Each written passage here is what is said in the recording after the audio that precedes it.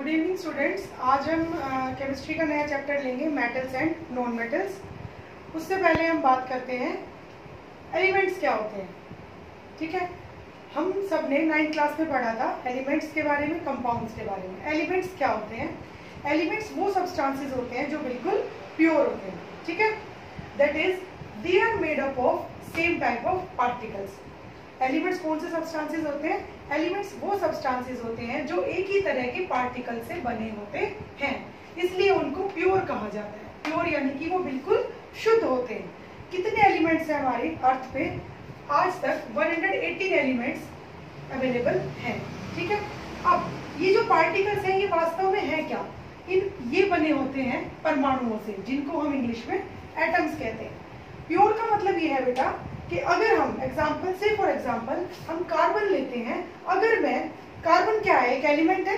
ठीक है, अगर मैं कार्बन को कितना भी फाइनली डिवाइड कर दूं, ठीक है, चाहे मैं उसके कितने भी टुकड़े कर दूं, उसका जो कंस्टिट्यूएंसी होगी, उसका जो मेकअप होगा वो कैसा होगा? सेम ही रहेगा, वो कार्बन ही रहेगा, वो कुछ और नहीं बन जाएगा। यानी कि उसके जो कंस्टिट्यूएंट पार्टिकल्स हैं वो एटम्स, जितने एटम्स कार्बन के अंदर हैं उतने ही रहेंगे। ठीक है, तो elements are those substances which are pure. Say for example carbon, aluminium, ये दोनों क्या है? एलिमेंट्स हैं। ठीक है, अब मान लिया हमारा, मैं ये पिक्टोरियल रिप्रेजेंटेशन कर रही हूँ, यहाँ पे एक पिक्चर ले लूँ। जैसे ये कार्बन है, कार्बन के अंदर इसके ये एटम्स पड़े हुए हैं। तो चाहे हम इसके कितने भी टुकड़े कर लें, कितना भी इसको माइन्यूट कर दें, छोटा छोटा कर दें, ये फिर भी कार्बन ही रहेगा, बिकॉज इट इज प्योर। इसी तरीके से एल्यूमिनियम को मैंने ऐसे ही इस पिक्चर से दिखा दिया कि ये अलग है, कार्बन और एल्यूमिनियम अलग है। कार्बन कार्बन ही रहेगा और एल्यूमिनियम एल्यूमिनियम ही रहेगा। तो ये होते हैं हमारे एलिमेंट्स, जिनको हम हिंदी में तत्व भी कहते हैं। ठीक है, इसके बाद इनकी फिजिकल और केमिकल प्रॉपर्टीज के बेस पे एलिमेंट्स दो तरीके के होते हैं। ठीक है, पहले है हमारे मेटल्स और दूसरे हैं हमारे नॉन मेटल्स। ठीक है, धातु व अधातु। मेटल्स को हम हिंदी में धातु कहते हैं और नॉन मेटल्स को हम हिंदी में अधातु कहते हैं। ठीक है, तो उनकी फिजिकल प्रॉपर्टीज का मतलब होता है आउटवर्डली अपीयरेंस। वो कैसे दिखाई दे रहे हैं, वो देखने में कैसे हैं, वो उनकी फिजिकल फॉर्म कैसी है, बाहर से आउटवर्डली जो स्ट्रक्चर होता है उसको हम फिजिकल कहते हैं। ठीक है, और उनकी केमिकल प्रॉपर्टीज के ऊपर बेस पे ही एलिमेंट्स को दो अलग अलग क्लासेस में बांटा गया है, जिनको हम मेटल्स और नॉन मेटल्स कहते हैं। इस चैप्टर में हम मेटल्स और नॉन मेटल्स के बारे में ही पढ़ेंगे। ठीक है, अब हम चैप्टर शुरू करने से पहले मैं ये 3 प्रॉपर्टीज डिस्कस करना चाहूंगी कि नई है आपके लिए, मैलिएबल, डक्टाइल और ब्रिटल। मैलिएबल क्या होता है? मैलिएबल का मतलब होता है ऐसी चीजें जिनको हम हैमर्ड इनटू शीट्स, मतलब ऐसी चीजें जिनको हम हथौड़े से पीट कर शीट्स में बदल सकते हैं, उनको हम मैलिएबल कहते हैं। ठीक है, तो इसका एक एग्जांपल है गोल्ड, सिल्वर और एल्यूमिनियम। ठीक है, आपने अपने घरों में सिल्वर फॉइल देखा होगा सभी ने।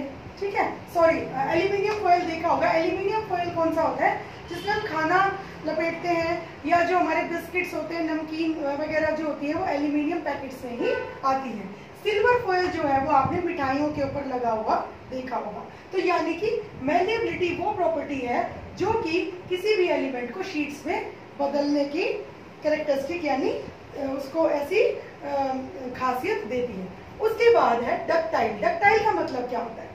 डक्टाइल का मतलब है वो अगर कोई एलिमेंट चोट करने से, हैमरिंग से पूरा का पूरा वायर में बदल सकता है, तो हम कहेंगे कि वो डक्टाइल है। ठीक है, तो इसका एक एग्जांपल है कॉपर और एल्यूमिनियम। मैंने यहाँ पे इनके सिंबल्स लिख दिए हैं।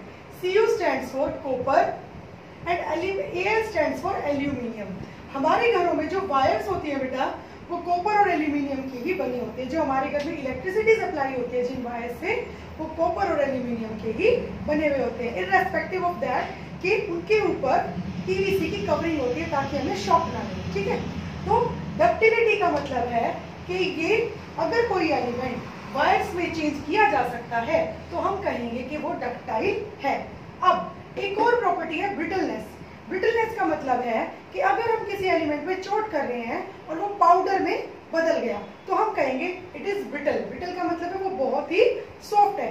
ब्रिटल का एक एग्जांपल आपका हो जाएगा ग्रेफाइट, जो आपके पेंसिल के लेड में लगा होता है आगे सिक्के में, उसको हम वो ग्रेफाइट होता है और वो कार्बन का एक एलोट्रॉप है। ठीक है, तो हमने ये 3 नई बातें इसलिए डिस्कस की क्योंकि जब हम मेटल्स और नॉन मेटल्स के बारे में, उनकी फिजिकल प्रॉपर्टीज के बारे में पढ़ेंगे तो सबसे पहले हम यही डिस्कस करेंगे। ठीक है, तो इस सेक्शन में हम इतना ही डिस्कस करेंगे।